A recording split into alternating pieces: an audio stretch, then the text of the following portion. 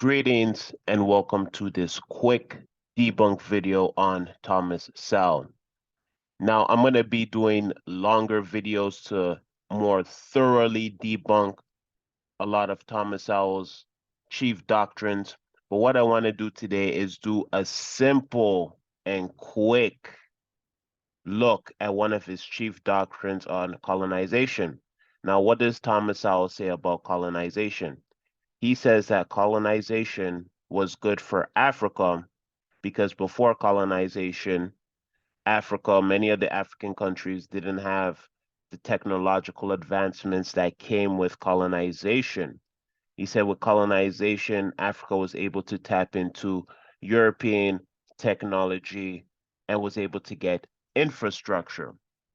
Okay, so that is his position. You could go look it up. Like I said, I'm going to more thoroughly debunk this, but this entire book here, one book alone, debunks that whole notion that Thomas Sowell speaks of. This book is called How Europe Underdeveloped Africa.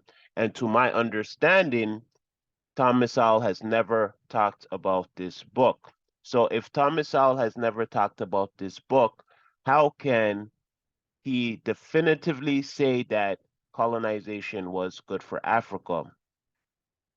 The answer is he cannot say that unless going through this book and debunking each part word for word, line by line. So I'm just going to quickly go through this because one book debunks that whole notion that colonization was good for Africa. And once you debunk that whole notion, that means you have to take the rest of his information with a grain of salt because he doesn't have the full information. Maybe he doesn't want to have the full information. Maybe he's purposely leaving out the full information. So what is the information in this book, How Europe Underdeveloped Africa by Walter Rodney? In the first chapter, he talks about what is development and what is underdevelopment.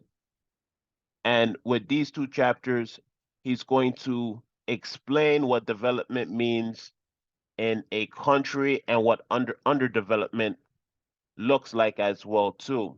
So after he goes through development and underdevelopment, chapter 2, how Africa developed before the coming of the Europeans up to the 15th century. There is this idea that Africa wasn't doing anything with themselves until colonization, which is not true.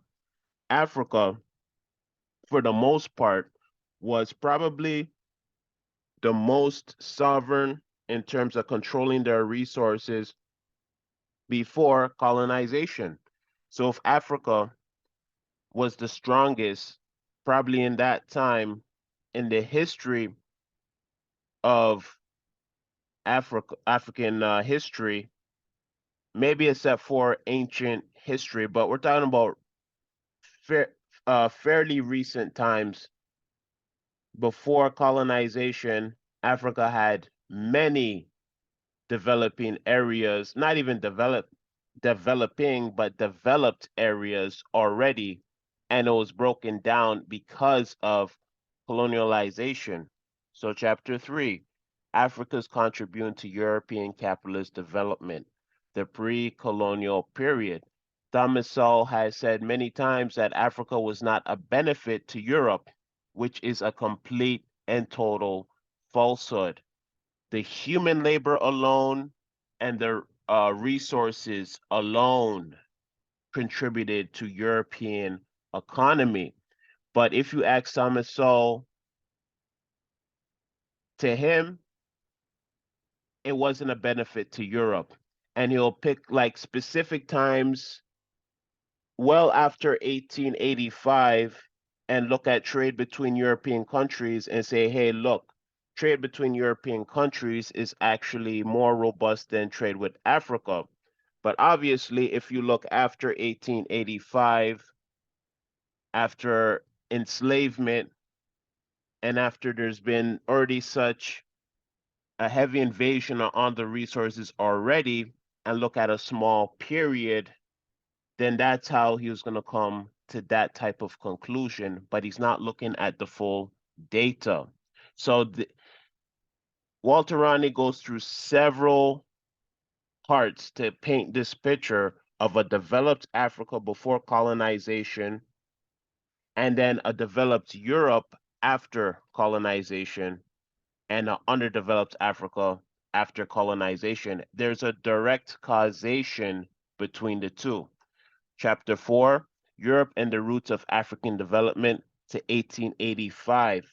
So there was actually underdevelopment up until 1885. And if you don't know, 1885 is the Conference of Berlin when European countries got together to carve out Africa and make a plan with each other instead of fighting with each other and share their resources essentially through colonization.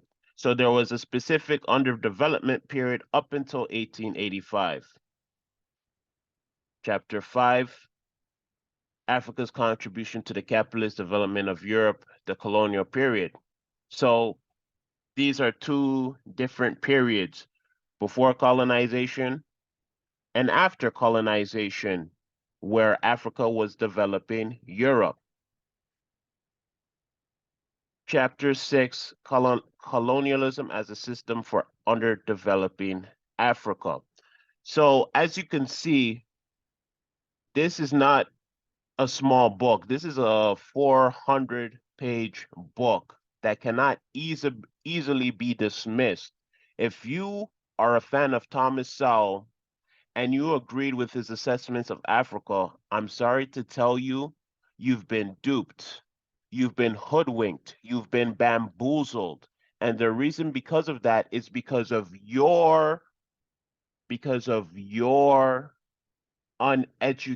uneducated position in Africa, how Africa actually was before colonization. So if you've never done any actual study of Africa before colonization, and then you hear Thomas Sowell, it makes sense because he's educated. But in actuality, you've been duped because you haven't done the study yourself on this topic. Now, this is just one book, and I'm saying one book debunks Thomas Sowell's whole premise.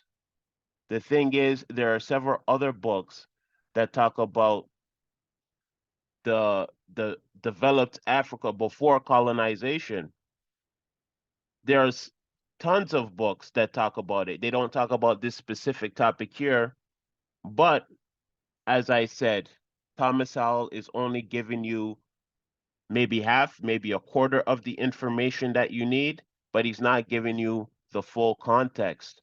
So that's why his chief doctrine is debunked by one book alone, How Europe Underdeveloped Africa.